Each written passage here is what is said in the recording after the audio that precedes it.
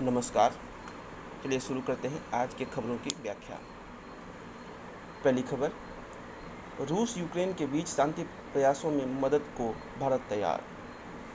रूस के विदेश मंत्री लावरोव से मिले प्रधानमंत्री मोदी, पश्चिमी देशों को दिया एक और संकेत।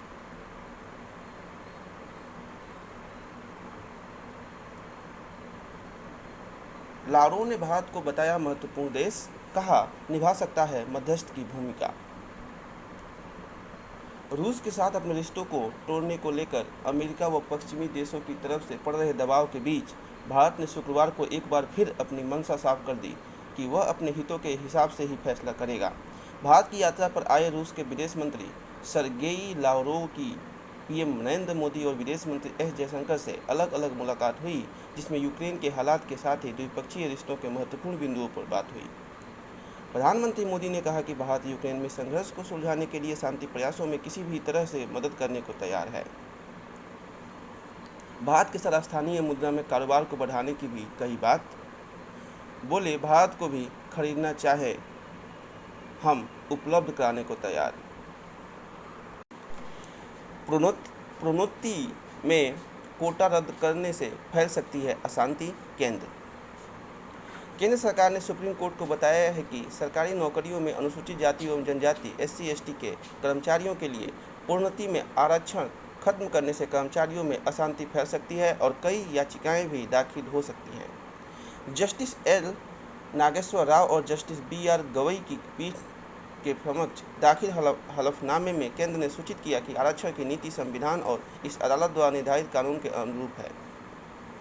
केंद्र ने कहा, अगर मामले की अनुमति नहीं मिली तो SC/ST कर्मचारियों को प्रदान किए गए प्रोन्नति में आरक्षण के लाभ वापस लेना जरूरी होगा। इससे अनुसूचित जाति एवं जनजाति के कर्मचारियों की प्रोन्नति हो जाएगी।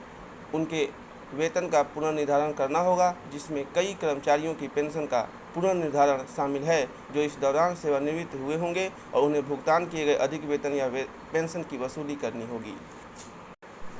एक छतरी के नीचे काम करें सभी जांच एजेंसियां। रमना, CBI निदेशक की तर्ज पर हो नई एजेंसी के प्रमुख का चयन, एक ही मामले की अलग अलग एजेंसियों की जांच से समय और संसाधन की बर्बादी। राज्यों में केंद्र की तरह भरोसेमंद जांच एजेंसियों की कमी पर जताई चिंता। भारत के प्रधान न्यायाधीश CJI NV रमना ने शुक्रवार को केंद्र की सभी जांच एजेंसियों को एक छतरी के नीचे लाने की जरूरत व्यक्त की। साथ ही उन्होंने पुलिस सुधारों में हो रही देरी पर चिंता जताते हुए इसे तत्काल राजनीतिक हस्तक्षेप से मुक्त करके स्वतंत्र बनाने को कहा। जस्टिस रमना केंद्रीय अन्वेषण ब्यूरो CBI की ओर आयोजित 19वीं DP कोहली मेमोरियल लेक्चर को संबोधित कर रहे थे। एक ही केस की कई एजेंसियों द्वारा जांच से होने वाले समय और संसाधनों की बर्बादी की ओर ध्यान आकर्षित करते हुए रमना ने कहा, इसके लिए एक छतरी जैसी एजेंसी का गठन होना चाहिए। इसके तहत CBI, serious fraud investigation office SFIO और प्रवर्तन निदेशालय ED जैसी सभी एजेंसियां काम करें। नई एजेंसी का गठन कानून के तहत किया जाए और उसकी शक्तियां, कार्य और अधिकार क्षेत्र स्पष्ट रूप से परिभाषित हो। अब खबर संसद से। कश्मीरी पंडितों के पुनर्वास का निजी विधेयक राज्यसभा में पेश। कांग्रेस के वरिष्ठ नेता और सांसद विवेक वनखा ने किया पेश। कश्मीरी पंडितों के पुनर्वास से जुड़ा एक निजी विधेयक शुक्रवार को राज्यसभा में पेश किया गया। इसमें सरकार से मांग की गई है कि विस्थापित कश्मीरी पंडितों को फिर से घाटी में बसाने के लिए केंद्र सरकार एक एडवाइजरी कमेटी का गठन करे, जिसमें कम से कम आधी महिलाएं हों। साथ ही इन्हें पुनर्वास के लिए एक मुफ्त वित्तीय मदद दी जाए। प्रत्येक व्यक्ति को हर महीने कम से कम 5,000 रुपये और परिवार को अधिकतम 20,000 रुपये दिए जाएं। इस राशि की प्रत्येक 3 साल में समीक्षा भी की जाए। कश्मीरी पंडितों के पुनर्वास से जुड़ा एक विधेयक कांग्रेस के वरिष्ठ नेता और राज्यसभा सदस्य विवेक तनखा ने पेश किया और सरकार से इस पर तुरंत चर्चा कराने की मांग की। रूस पर असहमत भारत ब्रिटेन का द्विपक्षीय रिश्तों की मजबूती पर जोर। दोनों देशों के बीच कारोबार और सैन्य क्षेत्र में सहयोग और बढ़ेगा। रक्षा और विदेश मंत्रियों की 2+2 वार्ता पर भी हो रही है बात। भारत और ब्रिटेन के बीच यूक्रेन रूस युद्ध को लेकर असहमति की रेखा गहरी दिख रही है, लेकिन दोनों देश द्विपक्षीय रिश्तों के दूसरे आयामों पर इसका असर नहीं पड़ने देना चाहते। विदेश मंत्री एस जयशंकर और ब्रिटेन की विदेश मंत्री एलिजाबेथ टूस के बीच गुरुवार को हुई बैठक में यूक्रेन रूस विवाद के अलावा द्विपक्षीय कारोबार और सैन्य सहयोग को लेकर भी चर्चा हुई। ब्रिटेन की सैन्य उपकरण व युद्ध सामग्री बनाने वाली कंपनियां भारत की एक बड़े बाजार के तौर पर देख रही हैं और उनकी तरफ से आत्मनिर्भर भारत व मेक इन इंडिया कार्यक्रम के तहत निर्माण काम करने का प्रस्ताव रखा गया है। जयशंकर ने इस प्रस्ताव का स्वागत किया है। जल्द ही इस बारे में दोनों देशों के बीच उच्च स्तरीय वार्ता भी होगी। सुप्रीम कोर्ट में जजों की संख्या बढ़ाने का नहीं मिला नया प्रस्ताव। केंद्र कानून मंत्री ने कहा, एक साल में हाई कोर्टों में नियुक्त की गई 27 महिला जज। केंद्र सरकार ने शुक्रवार को लोकसभा में बताया कि उसे 2019 के बाद से सुप्रीम कोर्ट के जजों की संख्या बढ़ाने का कोई नया प्रस्ताव प्राप्त नहीं हुआ है। कानून मंत्री किरण रिजिजू ने एक सवाल के जवाब में बताया कि 9 अगस्त 2019 से सुप्रीम कोर्ट में जजों की संख्या 30 से बढ़कर 33 प्रधान न्यायाधीश को छोड़कर हो गई है, लेकिन इसके बाद से सरकार को जजों की संख्या बढ़ाने का कोई प्रस्ताव नहीं मिला है। एक अन्य सवाल के जवाब में रिजिजू ने बताया कि 1 जनवरी 2021 से इस साल 30 मार्च तक सुप्रीम कोर्ट कोलेजियम ने हाई कोर्ट जजों के रूप में 39 महिलाओं के नामों का प्रस्ताव किया। इनमें से 27 महिलाओं की नियुक्ति की जा चुकी है और बाकी 12 मामले विभिन्न चरणों में हैं। साथ ही कानून मंत्री ने बताया कि कोविड महामारी के काल में 28 फरवरी 2022 तक देश भर की अदालतों ने वीडियो कॉन्फ्रेंसिंग के जरिए लगभग 1.86 करोड़ मामलों की सुनवाई की। इनमें जिला अदालतों ने 1,23,19,917 और हाई कोर्टों ने 61,02,859 मामलों की सुनवाई की, जबकि सुप्रीम कोर्ट ने 14 मार्च 2022 तक 2,18,891 मामलों की सुनवाई की। जदयू ने कहा, कहीं नहीं जा रहे नीतीश, बिहार में काम करने का है जनादेश। बिहार सरकार के मंत्री संजय झा ने कहा, सीएम के राज्यसभा जाने की अफवाह शरारतपूर्ण, मुख्यमंत्री के रूप में नीतीश कुमार अपना कार्यकाल करेंगे पूरा। स्वयं नीतीश भी नकार चुके हैं अफवाहों को। संजय झा ने कहा कि हैरानी की बात यह है कि नीतीश कुमार के बारे में अफवाह उड़ाई गई है कि वो राज्यसभा जाना चाहते हैं। वैसे मुख्यमंत्री ने स्वयं गत गुरुवार को ही इस अफवाह पर विराम लगाते हुए बता दिया है कि इस तरह की उनकी कोई व्यक्तिगत इच्छा नहीं है। नालंदा से लोकसभा चुनाव लड़ने की संभावना से संबंधित सवाल के पूछते ही मुख्यमंत्री ने इस चर्चा को खारिज कर यह कहा था कि वह तो चुनाव लड़ते हैं, लड़ने की कोई बात ही नहीं। बिहार के मुख्यमंत्री नीतीश कुमार को लेकर इन दिनों तरह तरह के कयास लगाए जा रहे हैं। कभी उनके राष्ट्रपति तो कभी उपराष्ट्रपति या फिर केंद्र में मंत्री बनाए जाने की बात राजनीतिक गलियारे में चलती है। 2 दिन पहले यह बात सामने आई कि वह राज्यसभा में भेजे जा सकते हैं। जदयू ने इस अफवाह को शरारतपूर्ण बताया है। जदयू के वरिष्ठ नेता सह राज्य के सूचना एवं जनसंपर्क मंत्री संजय झा ने शुक्रवार को ट्वीट कर कहा कि नीतीश कुमार कहीं नहीं जा रहे, उन्हें बिहार के लोगों की सेवा करने का जनादेश है। मुख्यमंत्री के रूप में वह पूरे कार्यकाल तक रहेंगे। परीक्षा को उत्सव के रूप में लें छात्र, मोदी। प्रधानमंत्री ने ऑनलाइन पढ़ाई से जुड़े छात्रों के भ्रम को भी किया दूर। कोरोना संकट ने अन्य क्षेत्रों की तरह छात्रों की मनोदशा पर भी गहरा असर डाला है। ऐसे में जब लगभग 2 साल बाद पहली बार स्कूल पूरी तरह से खुले हैं और हर परीक्षा ऑफलाइन हो रही है या होने वाली है, तब प्रधानमंत्री नरेंद्र मोदी ने छात्रों के साथ एक दोस्त, एक मेंटर और एक अभिभावक की तरह बात करते हुए उन्हें तनाव से बाहर आकर परीक्षा को उत्सव की तरह मनाने का सुझाव दिया है। जीएसटी संग्रह ने बनाया नया रिकॉर्ड। वैश्विक अस्थिरता के बावजूद मार्च में 1.42 लाख करोड़ रुपए का रहा संग्रह। वैश्विक अस्थिरता के बीच भारतीय अर्थव्यवस्था लगातार प्रगति की राह पर बढ़ती दिख रही है। मार्च महीने में जीएसटी संग्रह जहां रिकॉर्ड 1.42 लाख करोड़ पर पहुंच गया है, वहीं पेट्रोल डीजल की बिक्री के साथ बिजली की खपत में भी वृद्धि दर्ज की गई है। ये सभी आंकड़े अर्थव्यवस्था में तेजी के संकेत हैं। सेमीकंडक्टर की उपलब्धता बढ़ने से गाड़ियों की बिक्री की गिरावट दर कम हुई है। टाटा मोटर्स ने तो मार्च महीने में घरेलू स्तर पर पिछले साल मार्च के मुकाबले अधिक कमर्शियल वाहनों की बिक्री की। हालांकि देश की सबसे बड़ी कार निर्माता कंपनी मारुति सुजुकी को घरेलू बिक्री पिछले साल मार्च से कम रही, लेकिन कंपनी ने मार्च में रिकॉर्ड निर्यात किया। 1.12 अरब यूनिट रही बिजली की खपत। बिजली मंत्रालय के आंकड़ों के मुताबिक इस साल मार्च में 1.12 अरब यूनिट बिजली की खपत की गई, जो पिछले साल मार्च के मुकाबले 4.6% अधिक है। पिछले साल मार्च में 120.63 अरब यूनिट बिजली की खपत हुई थी। 250 रुपये महंगा हुआ कॉमर्शियल सिलेंडर। कमर्शियल सिलेंडर की कीमत में 249 रुपये 50 पैसे का इजाफा किया गया है। इस बढ़ोतरी के बाद होटल और रेस्तरां में प्रयोग होने वाले 19 किलो वाले सिलेंडर की कीमत 2253 हो गई है। हालांकि राहत की बात यह है कि घरेलू एलपीजी सिलेंडर में किसी तरह की वृद्धि नहीं की गई है। हालांकि 22 मार्च को घरेलू एलपीजी सिलेंडर की कीमत में 50 रुपये की वृद्धि हो गई थी। शुक्रवार को पेट्रोल और डीजल की कीमत में किसी तरह का परिवर्तन नहीं किया गया। पिछले 11 दिन में यह दूसरी बार है जब कीमतें स्थिर रही हैं। अब तक वाहन ईंधन में 6.40 रुपये प्रति लीटर की वृद्धि हो चुकी है। बड़ी पहेली सुलझाने का प्रयास। एक दशक लंबे शोध के बाद भौतिक विज्ञानियों ने स्टीफन हॉकिंग के बहुचर्चित ब्लैक होल सूचना विरोधाभास इन्फॉर्मेशन पैराडॉक्स की पहेली को सुलझाने का दावा किया है। ब्लैक होल अंतरिक्ष में मौजूद वे क्षेत्र हैं जिनकी गुरुत्वाकर्षण शक्ति इतनी प्रबल होती है कि उनकी गिरफ्त से प्रकाश की किरणों का भी बच निकलना असंभव होता है।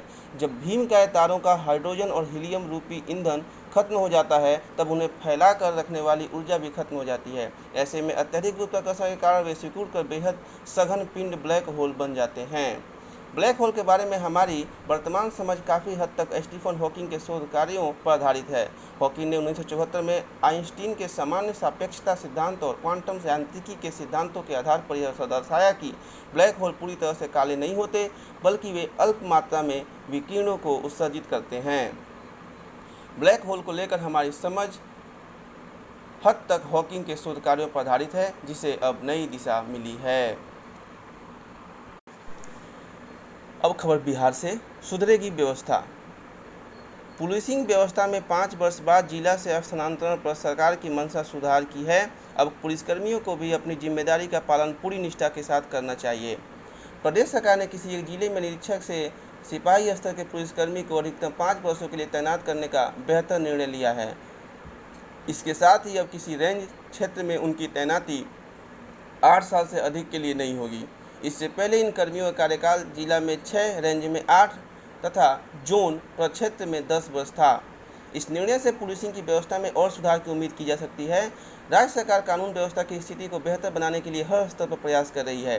पुलिसकर्मियों की एक ओर जहां आधुनिक संसाधनों से सुसज्जित किया जा रहा है, वहीं इनकी कार्यक्षमता के अधिकतम उपयोग पर भी ध्यान दिया जा रहा है। इस विभाग में बड़े पैमाने पर नियुक्तियाँ भी हुई हैं। दरअसल सरकार तक यह सूचना पहुंच रही थी कि अधिक समय तक एक ही जिले या रेंज में जमे पुलिसकर्मी आपराधिक तत्वों के संपर्क में आ जाते हैं और इससे एक ओर जहां भ्रष्टाचार को बढ़ावा मिलता है, वहीं दूसरी ओर इससे पुलिस कार्रवाई की सूचना ऐसे तत्वों तक पहले पहुंच जाती है जिसका फायदा उठाकर कार्रवाई के पहले ही वे फरार हो जाते हैं।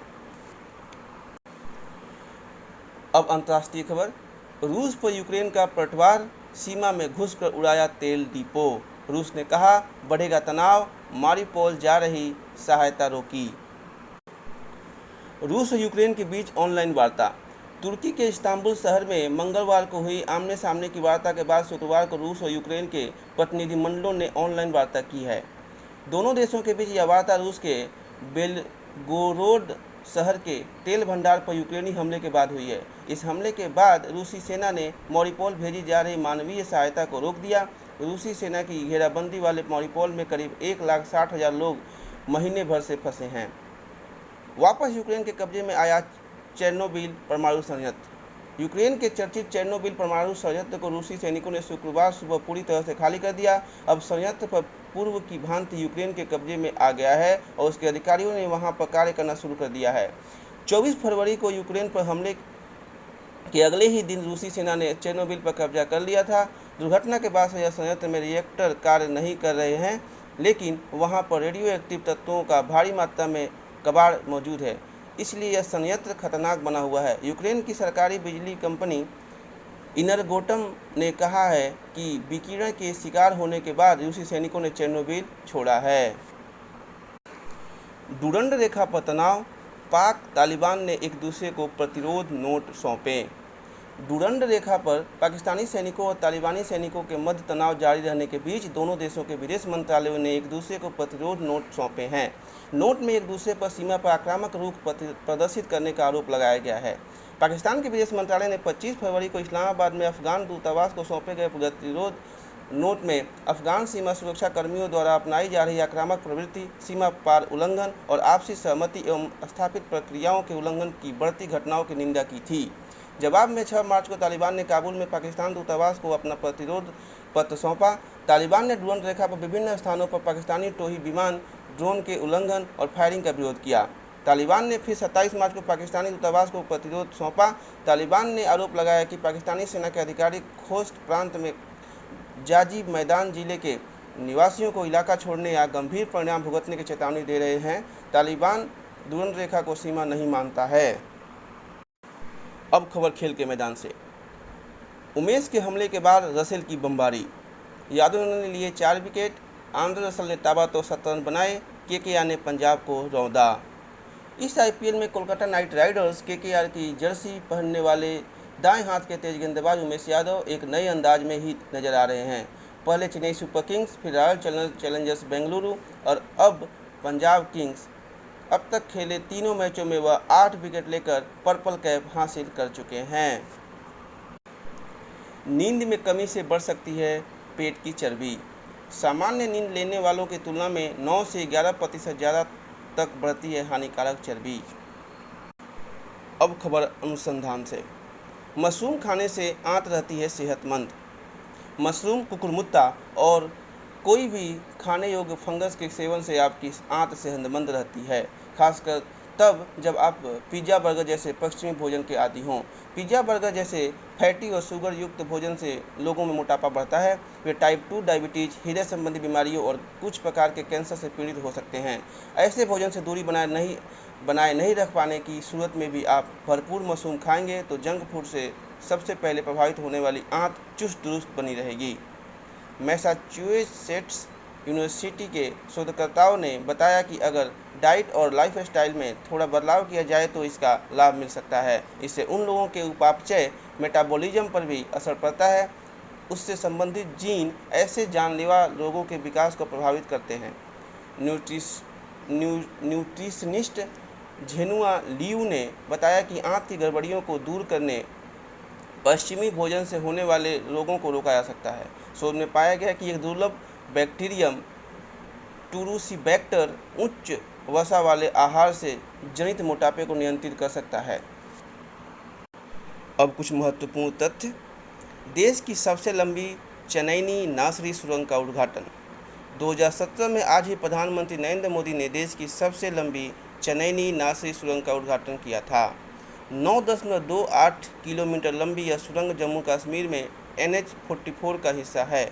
2019 में केंद्रीय मंत्री नितिन गडकरी ने श्यामा प्रसाद मुखर्जी के नाम पर इस सुरंग का नामकरण का ऐलान किया। मेघालय के गठन के लिए प्रभाव में आया असम पुनर्गठन अधिनियम। 1970 में आज ही असम पुनर्गठन मेघालय अधिनियम प्रभावी हुआ था। असम के 2 जिलों को मिलाकर मेघालय बनाया गया। पूर्ण राज्य का दर्जा देने के लिए 1971 में पूर्वोत्तर क्षेत्र पुनर्गठन अधिनियम पारित हुआ और 21 जनवरी 1972 को पूर्ण राज्य का दर्जा मिला। इसी के साथ ही आज का समाचार यहीं समाप्त हुआ। धन्यवाद।